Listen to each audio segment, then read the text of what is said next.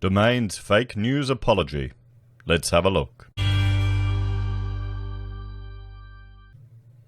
Hello everyone, Florian.heise here, and welcome to another episode of HeiseSays. Grab your stein of coffee, because I think this will be some good news for you all today. Domain has issued an apology. Now wait, it isn't because of the rampant biased news that they've been pumping out for years and years to help prop up the property market. It's an editorial fix-up. Close. Almost. At least it's a step in the right direction when they admit they're making mistakes. Now, I want to highlight this because, frankly, apologies from news organizations are rarely ever receive as much attention as the actual initial news. That happens all the time with everything. It's always, you can see, there'll be a first article released, it'll be shocking, horrific, it'll be complete hearsay, based on unattributed quotes and utter rubbish. And it will get a lot more traction than an actual apology or a correction. It's always the way. It's how it is. It's the shock factor. Essentially, there's no real punishment for some of these news organizations where they can push out fake news again and again and again, get the hits, get the money, get the interaction, and not pay the price. Well, even here in Australia now, they're trying to force, Google and Facebook to pay them to feature their false news. How often are we looking at an article or a piece and you can see image sourced? Oh, look, here's a website linked. Oh, it's actually a media release. It's not news. So there's two approaches to things. News is something that someone doesn't want you to print or publish or post. Whereas if they're happy for you, all the rest is advertising. That's the old quote. Now, we'll have to see. I mean, I couldn't argue that, the more I've looked into this news, more I've looked at property, more I've looked at articles, the more I'm starting to see the inherent bias. The more often you see that the experts that are brought onto the television or brought onto the news that are featured in the articles have an inherent bias, have a position. What about an expert that is completely invested in property? Their entire career, their entire identity is in property. Of course they're going to have a biased view. Can you trust them? I think with enough exposure and looking at these articles and discussing them and being critical of them, we start to hopefully get an appreciation of when something may be biased to one tangent or another. I'd prefer it if there was a disclosure statement. At every article at the top, a little disclosure statement. Just like they do at conferences. Just like they do with, you're meant to do with tenders. Just like our politicians are meant to do. Like they do on the Conversation website. And I might bring that up just to have a look. Now you can see, we'll jump over here. Let's just click on anything random. Research reveals shocking detail on how Australia's environmental scientists are being silenced. So let's click on that one. And you can see here the disclosure statement that they have here. I think that's fantastic. That shows you that this is operating at a different level. To what we're looking at here. To Domain, to News.com, to Yahoo Finance, to most of the news that we consume. Even ABC, to be quite honest. They should have disclosure statements as well. I remember when I was researching at university, when I was working on my thesis for architecture, they taught us that there were different sources, different rigorous sources that you could use. Some, like news articles, and newspaper clippings, they're not really academic rigor. They weren't really appropriate. I'd argue also, that's why when I got my first job, when I graduated out of university, my first job was working at the Architectural Practice Academy here in Queensland. It was under the Department of Public Works. It was a government job. I've had a government job. I didn't like it very much, not at all. But when I was looking at all these government documents and reports and things that we used to influence policy that had a direct impact on our daily lives, the lack of rigor, the lack of referencing, it really shocked me. It really did. So it's just civil servants writing crap. Boom, boom, boom. No rigor, no authority to it. And that's the biggest concern. That was a big wake-up call for me, and some people may not appreciate that. Some people may not appreciate that. I know there's a whole lot of issues with university, but encouraging critical thinking and developing an analytical approach, and a rigorous approach is important. Although, sadly, that seems to be diminishing more and more. So let's have a look at this apology letter. So, dear readers, at Domain, we strive to be the trusted voice on property. I need a shot of coffee with that one, guys. I'll let you... Do you think Domain is the trusted voice on property? Let me know in the comments. Let me know in the comments. We've always been proud of our editorial heritage and the standards we set out to meet in each article we publish. Well, if you were, I would like that you were to include a disclosure statement for every single article. That's fair, isn't it? Unfortunately, we've discovered we did not meet the high standards we expect of ourselves, and we owe you an apology. I added that in there. We were recently alerted, so they didn't find out themselves. Someone else told them they stuffed up, so they didn't discover it. They were told. 2 lifestyle articles misrepresented someone as a source. Now that's a big deal. That's quite a big deal. How can a journalist misrepresent someone as a source? Are they just making it up? Are they just pulling it out of thin air? Or do they talk to someone and then misrepresent what they put forward?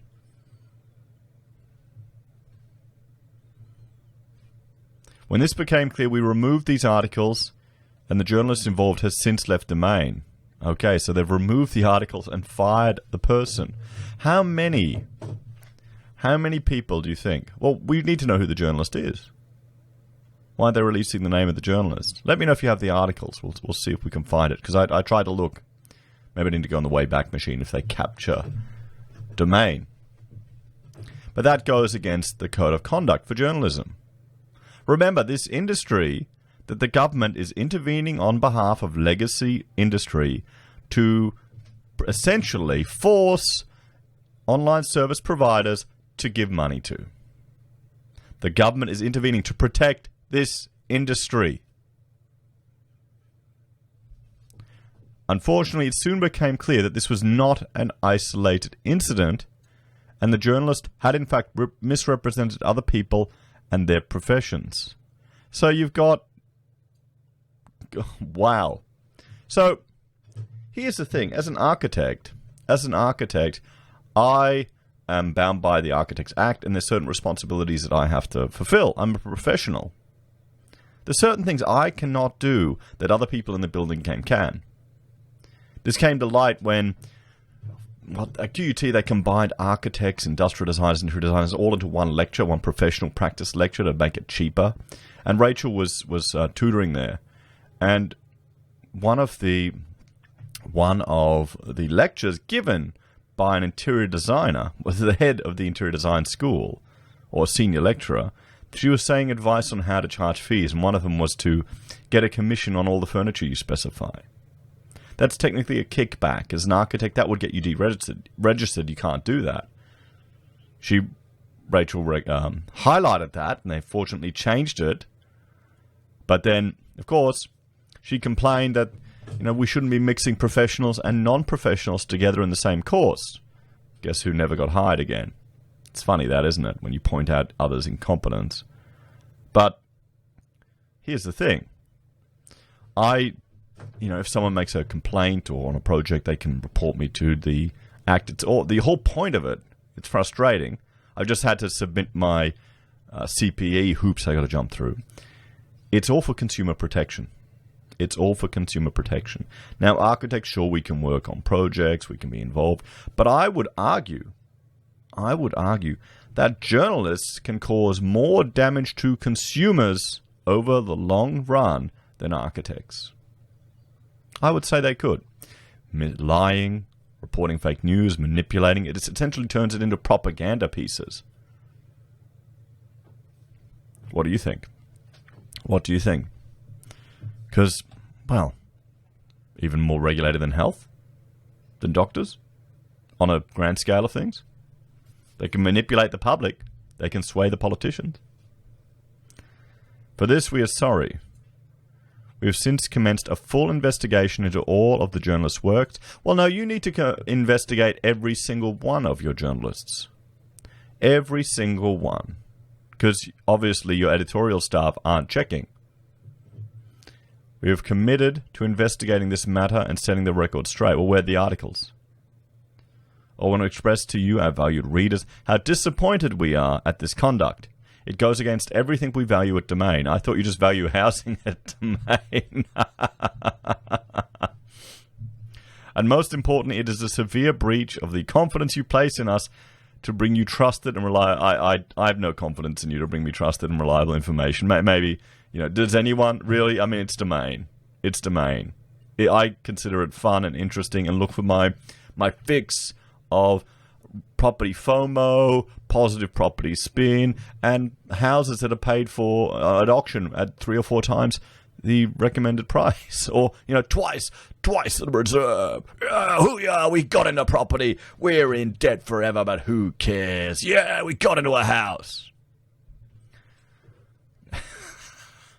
We hold ourselves to extremely high standards to ensure that you receive the most reliable property information in Australia. We can and do better. Sincerely, Adrian Lowe, the editorial director. Well, Adrian, you stuffed up, mate. It's your job. It's on your... Mate, it's your responsibility. You're the boss. Aren't you the director? Lucky we don't have trading while insolvent, because otherwise as a director, oh, boom. Well, no, I know that's got absolutely no application here, but still. Still. So, this is the apology to Dr. Sarah Baker. On July the 18th and August the 23rd, Domain published articles purporting to quote Melbourne-based clinical psychologist Dr. Sarah Baker. Dr. Baker was not interviewed for these articles, and the quotes in these articles were not provided by the doctor. So literally just making up crap. See, this is the problem.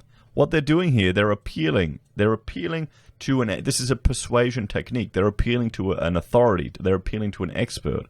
Notice how often, again and again and again, we now seem to be living, particularly in Victoria, in an expert-run authoritarian state.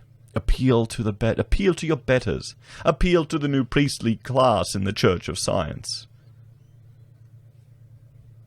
No, you dumb troglodyte, you proletarian, how dare you have an opinion? Shame him. Cast him out of the Twitter sphere. Domain apologizes unreservedly to Dr. Baker for any distress or difficulty caused. Well, it's complete and utter incompetence on your part.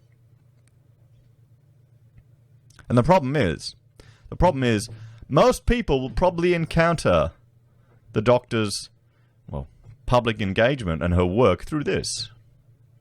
Through lies. Like, regardless of what they say. I mean, it could be harmless, but it could be quite dangerous. It could be quite dangerous. Could damage her career. So there we have it, everyone. Domain's fake news apology. What do you all think? Are they your trusted source for property news? How many other articles are we looking at similar things happening to? What do you think? As always, let me know your thoughts and opinions in the comments below. Please like, share, and subscribe to the channel. If you're a fan and want to support the content I create here, there's a few ways you can. You can join the channel on YouTube or Patreon. You can support us using our affiliate links at Amazon, eBay, Independent Reserve, or Kucoin. You can buy a merch from HeiseSays, use Gold Pass from the Perth Mint, or support us via PayPal. Have a great day, everyone, and I'll see you next time.